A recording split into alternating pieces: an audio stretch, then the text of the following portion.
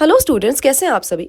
पिछली बार environmental issues chapter में हम डिस्कस कर रहे थे ग्रीन हाउस इफेक्ट के बारे में, लेकिन हमने देखा कि आजकल ग्रीन हाउस इफेक्ट या ग्रीन हाउस गैसेस ये जो टर्म्स है ये ज़्यादातर एक नेगेटिव सेंस में यूज़ होती हैं, जैसे कि ये कोई बुरी चीज़ है जो अर्थ पे डिस्टर्बेंस क्रिएट कर रही है। जबकि असल में ग्रीन हाउस गैसेस हमारे अर्थ के एटमॉस्फेयर का बहुत ही इंपॉर्टेंट हिस्सा है, क्योंकि यही वो गैसेस हैं जो सन से आने वाली लाइट के कुछ हिस्से को अर्थ पर ही रोक कर रखती है। वरना तो सन से जो भी लाइट आएगी वो पूरी की पूरी बाउंस होकर रिफ्लेक्ट होकर वापस चली जाएगी और अर्थ बिल्कुल जमी हुई ठंडी सी रह जाएगी। तो ताकि अर्थ पर एक वार्म टेम्परेचर मेंटेन किया जा सके जिसमें लिविंग ऑर्गेनिज्म सर्वाइव कर सकें, थ्राइव कर सकें, इसके लिए ग्रीन हाउस इफेक्ट बहुत ज़रूरी है, ग्रीन हाउस गैसेस बहुत ज़रूरी है। लेकिन असल में आजकल हम क्या देख रहे हैं कि ये ग्रीन हाउस गैसेस का लेवल हमारे एटमॉस्फेयर में बहुत ज़्यादा बढ़ गया है, क्योंकि हम बहुत ज़्यादा फॉसिल फ्यूल्स का कंबस्शन कर रहे हैं। तो लगातार ह्यूमन एक्टिविटीज़ की वजह से कार्बन डाइऑक्साइड बहुत ही बड़े अमाउंट में एटमॉस्फेयर में ऐड होता जा रहा है, और जितना कॉम्पोजिशन हमारे एटमॉस्फेयर के अंदर कार्बन डाइऑक्साइड का होना चाहिए था उससे कहीं ज़्यादा बढ़ चुका है। और इसीलिए ये ग्रीन हाउस इफेक्ट भी इंक्रीज्ड दिखा रहा है और अर्थ पर ज़रूरत से ज़्यादा हीट जो है वो ट्रैप हो रही है और हमारा टेम्परेचर बढ़ता जा रहा है। तो यही हम देखने वाले हैं कि ग्रीन हाउस इफेक्ट किस तरह से हमारे अर्थ पे ग्लोबल वार्मिंग नाम का फिनोमेना क्रिएट कर रहा है, यानी ग्रीन हाउस गैसेस का बढ़ा हुआ लेवल अब सनलाइट को ज़्यादा ट्रैप करने लगा है, जिसकी वजह से जितनी हीट हमको चाहिए भी नहीं थी उतनी अब अर्थ पे रह जाती है और अर्थ का टेम्परेचर ज़रूरत से ज़्यादा नजर आ रहा है। Increase in the level of greenhouse gases has led to considerable heating of Earth, leading to global warming. तो global warming क्या है?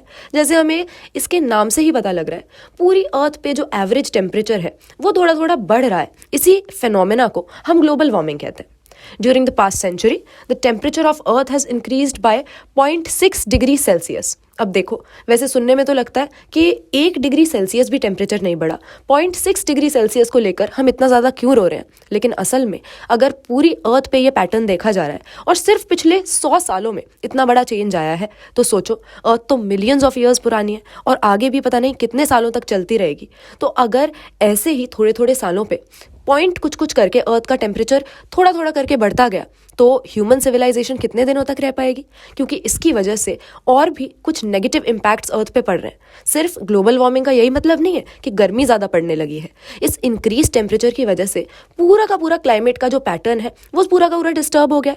सो during the past century the temperatures are increased by 0.6 degree Celsius, most of it during the last 3 decades. तो पिछले 30 सालों में सबसे ज़्यादा damage हुआ है। Scientists believe that this rise in temperature is leading to deleterious changes in the environment and resulting in odd climatic changes. जैसे कि एल नीनो इफेक्ट हम देखते हैं। एल नीनो इफेक्ट का मतलब है कि पैसिफिक ओशन का जो इक्वेटर के आसपास का हिस्सा है ना, वहाँ पर कुछ अजीब सी ही हरकतें, अजीब सी ही क्लाइमेटिक कंडीशंस हमको देखने को मिल रही हैं। कभी पानी का टेम्परेचर ज़्यादा ही हो जाता है, बहुत ही वार्म वाटर वहाँ पे हमें मिलता है जितना नहीं मिलना चाहिए, कभी हवा की दिशा बदल जाती है। इस तरह से अजीब सा पैटर्न वहाँ पर क्लाइमेट का हो गया, thus leading to increased melting of polar ice caps as well as other places like the Himalayan snow caps. तो हमारे पास जो फ्रेश वाटर है उसका काफ़ी एक बड़ा हिस्सा जो है फ्रोज़न है, ग्लेशियर्स के फॉर्म में या स्नो कैप्स के फॉर्म में, आइस के फॉर्म में।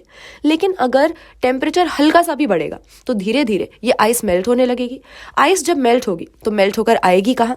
रिवर्स की सहायता से वो ओशंस में ही पहुँचेगी, और अगर ओशंस में इतना सारा एडिशनल वाटर ऐड हो जाएगा तो अल्टीमेटली सी लेवल बढ़ेगा, और सी लेवल बढ़ने से बहुत सारी ऐसी सिटीज़ हैं या कोस्टल एरियाज़ हैं जो कि पानी में डूब सकते हैं। तो सबसे ज़्यादा जो यहाँ पर एविडेंट चीज़ हमको दिखती है, जो सबसे अपेरेंट कॉन्सिक्वेंस है जो कि हम अंदाज़ा लगा सकते हैं, वो यही है कि सी लेवल में एक राइज होगा और जो भी हमने शहर बसा रखे हैं कोस्टल एरियाज़ के अंदर या जो भी समुद्र के पास हैं वो पानी में डूबने लगेंगे। सो ये ग्लोबल वार्मिंग के बहुत सारे इफेक्ट्स हैं, बहुत सारे कॉम्प्लिकेटेड इफेक्ट्स हैं जो हमें देखने को मिलते हैं। ग्लोबल वार्मिंग का खाली यही मतलब नहीं है कि गर्मी में बहुत ज़्यादा टेम्परेचर बढ़ जाएगा, बहुत गर्मी पड़ने लगी है। इसका क्या है, अगर सिर्फ इससे गर्मी ही बढ़ती तो हम पंखा थोड़ा तेज़ कर लेते, एसी थोड़ा तेज़ चलाते और अपने घर में आराम से बैठते।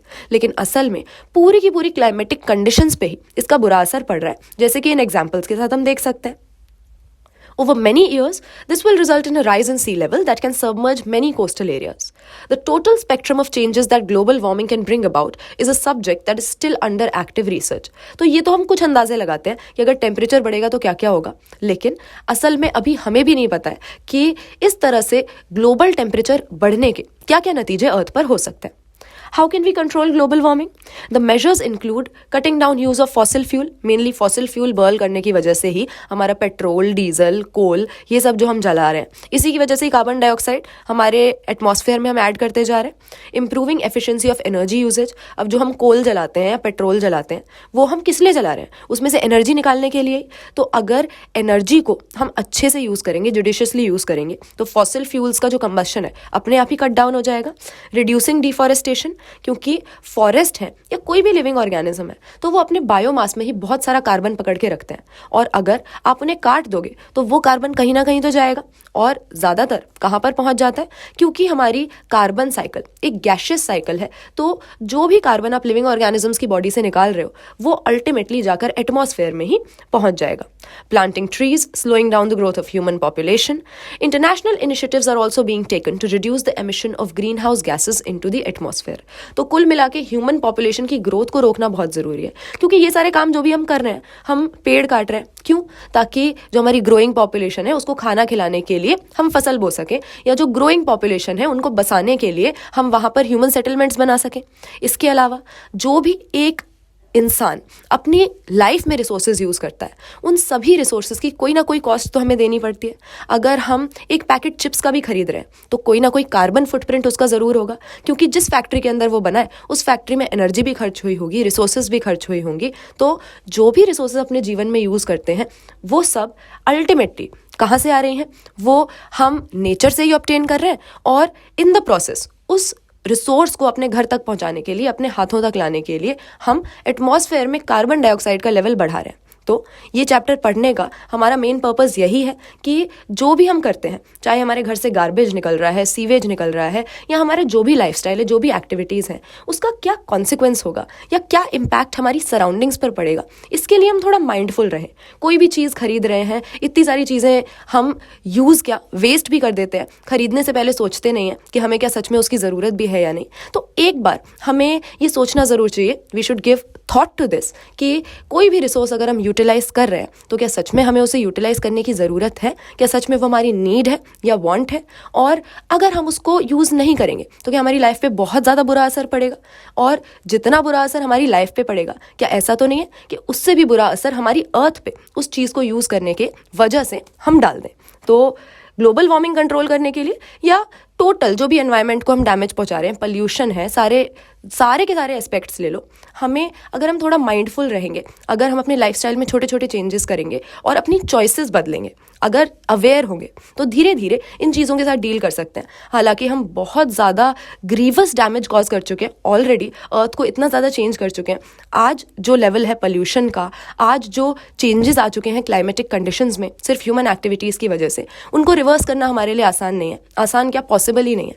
लेकिन हाँ, अगर हम रियलाइज़ करेंगे कि असल में ये हमारे लिए इन द लॉन्ग रन कितना नुकसानदायक हो सकता है, तो हो सकता है कि as a human race collectively हम कुछ ऐसे स्टेप्स ले पाएँ कि जो भी अभी तक हमने डैमेज किया है कुछ ना कुछ उसमें सुधार कर सकें.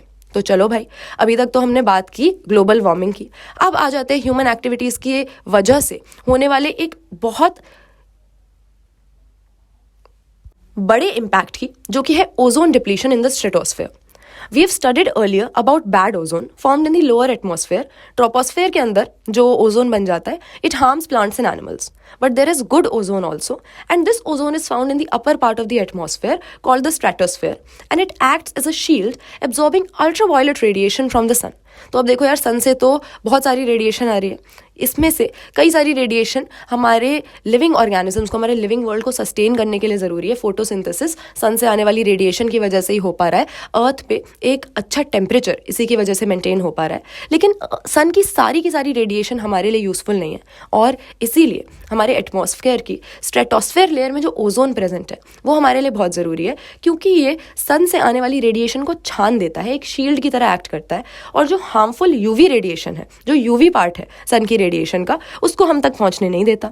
लेकिन अब हाल ऐसा है कि हमारी एक्टिविटीज़ की वजह से इस ओजोन लेयर को भी नुकसान पहुंच रहा है, जो कि हमारे लिए एक शील्ड की तरह एक्ट कर रही थी. It use to act as a shield absorbing UV rays. Now, UV rays are highly injurious to living organisms since DNA and proteins of living organisms preferentially absorb UV rays and its high energy breaks the chemical bonds between these molecules. तो सोचो, पूरे की पूरी body living organisms की protein की बनी हुई होती है, जेनेटिक मटेरियल होता है डीएनए, और इन प्रोटीन्स और डीएनए को ही अगर यूवी रेडिएशन से नुकसान पहुंचता है, अगर इनके ही बॉन्ड्स ब्रेक हो जाते हैं, तो लिविंग ऑर्गेनिजम्स के लिए इससे ज़्यादा हार्मफुल चीज़ क्या हो सकती है. तो भाई लाइफ के लिए बहुत ज़रूरी है कि यूवी रेडिएशन को लिविंग ऑर्गेनिज्म से दूर ही रखा जाए. हमारे जो भी सन से रेडिएशन आ रही है उसको छानने के बाद ही हम तक पहुंचाया जाए. लेकिन अगर हम ओजोन लेयर को ख़राब कर देंगे या उसको पतला कर देंगे तो अल्टीमेटली हमें ही नुकसान पहुंचेगा, क्योंकि ये यूवी रेज से हम प्रॉपरली शील्ड नहीं हो पाएंगे और ये हम तक पहुंच जाएंगे. तो लिविंग ऑर्गेनिजम्स को नुकसान तो पहुंचाती ही है. The thickness of the ozone in a column of air from ground to the top of the atmosphere is measured in Dobson units. तो डॉब्सन यूनिट क्या है? एक कह सकते हो यूनिट है ओजोन लेयर की थिकनेस को मेजर करने के लिए कि ओजोन लेयर कितनी मोटी है. Now, ozone gas is continuously formed by the action of UV rays on molecular oxygen and also degraded into molecular oxygen in the stratosphere. अब ये तो आप जानते ही हो कि ऑक्सीजन के अगर 2 एटम मिल जाते हैं तो डाइऑक्सीजन बन जाता है, यानी हमारा O2, जिसको हम इनहेल करते हैं, जो कि हमें चाहिए होता है रेस्पिरेशन के लिए. और अगर इसी ऑक्सीजन के 3 एटम्स को आप मिला दो तो आपको मिलेगा ओजोन नाम का, O3 नाम का एक मॉलिक्यूल. अब हो क्या रहा है हमारे एटमॉस्फेयर में? लगातार हमारे ऑक्सीजन पे, O2 पे जब यूवी रेज एक्ट करती हैं तो इससे ओजोन भी बनता है, O2 में एक और O जुड़ के O3 भी बन जाता है, और दूसरी तरफ यही O3 टूट के O2 और एक ऑक्सीजन मॉलिक्यूल इस तरह से सेपरेट भी हो रहे हैं. तो दोनों दिशाओं में ये रिएक्शन चल रहा है. कहीं पर O2 और O मिलके O3 बन रहा है और कहीं पर O3 के टूटने पर दोबारा से O2 और O हमको वापस मिल जा रहे हैं. Now there should be a balance between production and degradation of ozone in the stratosphere. Stratosphere के अंदर ये दोनों ही काम चल रहे हैं. ओजोन बन रहा है और फिर बिगड़ के दोबारा ऑक्सीजन बना दे रहा है, और इन दोनों ही दिशाओं में ये रिएक्शन चलता रहना चाहिए, बैलेंस बना रहना चाहिए कि ओजोन बनता भी रहे और बिगड़ता भी रहे. लेकिन क्या हो रहा है? Of late recently the balance has been disrupted due to enhancement of ozone degradation by chlorofluorocarbons. अब दोनों ही तरफ रिएक्शन चल रहा था, ओजोन बन भी रहा था, बिगड़ भी रहा था, लेकिन क्लोरोफ्लोरोकार्बन्स नाम के केमिकल्स की प्रेजेंस की वजह से अब स्ट्रेटोस्फेयर में हुआ क्या कि इन दोनों दिशाओं में जो रिएक्शन चलता रहा उसका बैलेंस बिगड़ गया है, और अब ओजोन बन कम पा रहा है और डिग्रेड ज़्यादा हो रहा है, बिगड़ ज़्यादा रहा है और बन कम रहा है. CFCs find wide use as refrigerants. तो हम इसको रिफ्रिजरेशन के लिए यूज़ करते हैं. AC में, फ्रिज में इसको यूज़ किया जाता था. And CFCs discharged in the lower part of atmosphere move upward and reach stratosphere. तो जो भी CFCs रिलीज होते हैं हमारे एटमॉस्फेयर में, ये अल्टीमेटली ऊपर पहुंच जाते हैं स्ट्रेटोस्फेयर में, और वहां पर जाके ये ओजोन का ये जो रिएक्शन चलता रहता है इसका बैलेंस बिगाड़ देते हैं. इन stratosphere UV rays act on them releasing chlorine atoms. तो CFCs ऊपर पहुंचे. क्या है CFCs? क्लोरोफ्लोरोकार्बन्स. और ऊपर पहुंचकर यूवी रेडिएशन ने जब इन पे एक्ट किया तो इसमें से निकल आते हैं क्लोरीन एटम. अब ये क्लोरीन एटम जो है यही डिग्रेडेशन का काम करते हैं. Chlorine atoms degrade ozone releasing molecular oxygen with these atoms acting merely as catalyst. तो कैटलिस्ट का मतलब तो आप जानते ही होंगे. केमिकल रिएक्शन में कैटलिस्ट एक ऐसी चीज़ है जो कि रिएक्शन में पार्टिसिपेट नहीं कर रही है, ना तो वो रिएक्टेंट है ना वो प्रोडक्ट है, लेकिन उस रिएक्शन के होने के लिए उसकी प्रेजेंस जरूरी है. तो वो रिएक्शन के अंदर खर्च नहीं होता है, लेकिन रिएक्शन को करवाता है, रिएक्शन की स्पीड को बढ़वाता है. जिस तरह से बायोलॉजी में एंजाइम्स होते हैं उसी तरह से केमिस्ट्री में हम कैटलिस्ट टर्म यूज करते हैं. एंजाइम को भी तो बायो कैटलिस्ट ही कहते हैं. तो अब ये क्लोरीन एटम जो है स्ट्रेटोस्फेयर में ये कैटलिस्ट की तरह काम कर रहा है. क्या करवाने के लिए? ओजोन का डिग्रेडेशन करवाने के लिए, ओजोन को बिगाड़ कर ऑक्सीजन बनाने के लिए. Chlorine atoms are not consumed in the reaction. अब क्योंकि कैटलिस्ट है तो ऐसा नहीं है कि एक क्लोरीन एटम वहां पे पहुंचा और उसने एक ओजोन के मॉलिक्यूल को बिगाड़ दिया. वो कैटलिस्ट है तो वो खर्च तो होगा नहीं और लगातार इसी काम में लगा रहेगा, ओजोन को डिग्रेड करता चला जाएगा. Hence, whatever CFCs are added to the stratosphere, they have permanent and continuing effect on ozone level. Although ozone depletion is occurring widely in the stratosphere, depletion is particularly marked over the Antarctic region. तो Antarctica में हम देखते हैं कि सबसे ज़्यादा ozone depletion हमको मिलती है, जहाँ पर ओजोन लेयर एकदम पतली सी रह गई है. This has resulted in the formation of large area of thinned ozone layer, और इसी को ओजोन होल हम कहते हैं, जहाँ पर ओजोन लेयर की जो मोटाई है वो काफ़ी हद तक कम हो चुकी है. UV radiation of wavelength shorter than UVB are almost completely absorbed by the Earth's atmosphere, given that the ozone layer is intact. तो ओजोन लेयर अगर सही रहती, इंटैक्ट रहती, तब तो यूवी रेडिएशन को एब्जॉर्ब करती रहती. But UVB damages DNA and mutation में अकर. तो अब क्योंकि ओजोन लेयर पतली होती जा रही है, उतने अच्छे तरीके से सनलाइट को छान नहीं पा रही है इससे पहले कि वो हम तक पहुंचे, तो यूवीबी रेडिएशन हम तक पहुंचेगी, डीएनए को डैमेज करेगी, म्यूटेशन करवा सकती है. और अगर हम इससे एक्सपोज होते हैं तो डायरेक्ट डीएनए में चेंजेस आने के अलावा it also causes ageing of skin disorders तो होते ही हैं, स्किन सेल्स को डैमेज होता है और स्किन कैंसर भी हो सकता है. अच्छा, आईज पे भी इसका बहुत बुरा असर पड़ता है. In the human I, cornea absorbs the UVB radiation and high dose of UVB causes inflammation of cornea called snow blindness, cataract. इस तरह की डिसऑर्डर्स जो हैं आईज और स्किन दोनों के ही यूवी रेस से एक्सपोज होने पर हो सकते हैं और इसके हार्मफुल इफेक्ट्स डीएनए पर और प्रोटीन्स पर तो हैं ही. सच एक्सपोजर में परमानेंटली डैमेज द कॉर्निया. तो हमारी आईज को, हमारी स्किन को यूवी रेस, अगर अल्ट्रावायलेट रेडिएशन से हम ज़्यादा एक्सपोज होते हैं तो परमानेंट डैमेज पहुंचा सकते हैं. Recognizing the deleterious effects of ozone depletion, an international treaty known as Montreal Protocol was signed at Canada. Montreal city का नाम है कनाडा के अंदर, इन 1987, जो कि 1989 से इफेक्टिव हुआ, to control the emission of ozone depleting substances. Subsequently, many more efforts have been made and protocols have been laid down with definite roadmaps separately for developed and developing countries for reducing the emission of CFCs and other ozone depleting chemicals. तो भाई धीरे धीरे scientist को पता लगा कि ये जो ओजोन लेयर हमको प्रोटेक्ट किए रहती है, ये पतली होती जा रही है, ओजोन की डिग्रेडेशन होती जा रही है. और क्यों हो रही है? क्योंकि हमने कुछ ऐसे केमिकल्स एटमॉस्फेयर में छोड़ दिए हैं जो कि इस काम को करवाने के लिए कैटलिस्ट का काम कर रहे हैं. तो इसीलिए सभी नेशंस ने, काफ़ी सारी कंट्रीज़ ने आपस में मिलकर मॉन्ट्रियल प्रोटोकॉल के अंदर ये डिसाइड किया है कि किस तरह से इसको प्रिवेंट किया जाएगा और इस तरह के केमिकल्स को एटमॉस्फेयर में रिलीज होने से कैसे हम रोक सकते हैं, क्या क्या स्टेप्स हम ले सकते हैं. तो मॉन्ट्रियल प्रोटोकॉल का जैसे ही नाम आता है तुरंत आप उसको ओजोन डिप्लीशन के साथ, ओजोन डिग्रेडेशन के साथ जो है मैच कर दोगे, कनेक्ट कर लोगे, क्योंकि मॉन्ट्रियल प्रोटोकॉल इसी से रिलेटेड था. तो ये तो बात हुई यार ग्लोबल वार्मिंग और ओजोन डिप्लीशन की. अब हमारे पास दो छोटे छोटे से टॉपिक्स रह गए इस चैप्टर के अंदर, इम्प्रॉपर रिसोर्स यूटिलाइजेशन और डिफॉरेस्टेशन, जिनको हम अगली बार कवर कर लेंगे. और उसके अंदर जो केस स्टडी है डिफॉरेस्टेशन वाली, वो भी काफ़ी इंटरेस्टिंग है क्योंकि हमारी ही कंट्री के उसमें एग्जांपल्स लिए गए हैं, तो उसको भी हम साथ में पढ़ सकते हैं. तो इसी के साथ हमारा एनवायरमेंटल इश्यूज चैप्टर हो जाएगा ओवर. और कमेंट्स में आप मुझे बताते रहो अगर आपको कोई डाउट रह गया है तो. और इसके बाद अगला चैप्टर या अगला यूनिट कौन सा करना चाहते हो, ये बात भी मेरे साथ शेयर करो. चलो मिलते हैं अगली बार.